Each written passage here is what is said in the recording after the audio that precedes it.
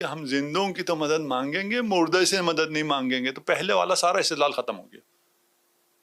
یہ بات کرتے ہوئے یہ مان لیجئے کہ پہلے جھوٹ بول رہے تھے. ٹھیک ہے، پہلے آپ جھوٹ بول رہے تھے، آپ قابل اعتماد نہیں رہے. آپ کو نہیں کہہ رہا، جی جی جی، ٹھیک ہے نا.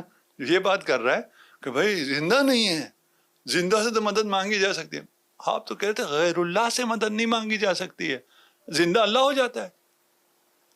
ہم صرف تجھ سے مدد مانگتے ہیں، یہ زندہ ہے، یہ اللہ ہو جاتا ہے. یہ بھی غیر اللہ ہے، یہ غیر اللہ ہے. یہ یہاں تک آگے کہ زندہ سے ہم مانگتے ہیں. ہمارا آپ پہ اعتراض یہ ہے کہ آپ کسی مردہ سے مانگ رہے ہیں. یہاں آگے یہاں آنے کا مطلب یہ ہے کہ یہ جھوٹا آدمی ہے یا جاہل آدمی ہے. ٹھیک ہے، اس کو سمجھ ہی نہیں ہے کہ بات کہاں سے کرنی ہوتی ہے، کس طرح اپنے موقف پہ برقرار رہنا ہوتا ہے، اسی موقف پہ آگے ڈائلاگ کرنا ہوتا ہے. ان چیزوں کو پتہ ہی نہیں. جی جی سارا اشکال یہیں آگے نا کہ زندہ نہیں ہے. جی جی جی، ٹھیک ہے نا. اور اگر وہ مجھ اور آپ سے زیادہ زندہ ہو پھر تو اشکال ختم ہو گیا نا.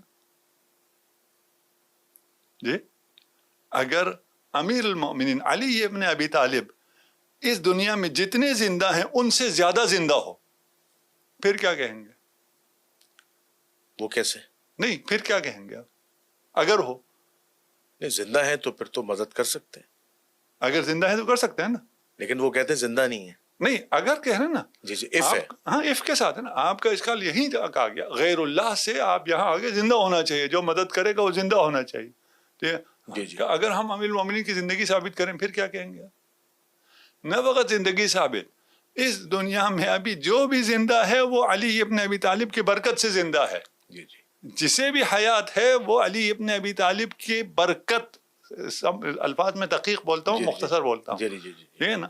کسی کو سمجھ میں نہ آئے تو یہاں بھی شرک کے فتوے لگ گئے.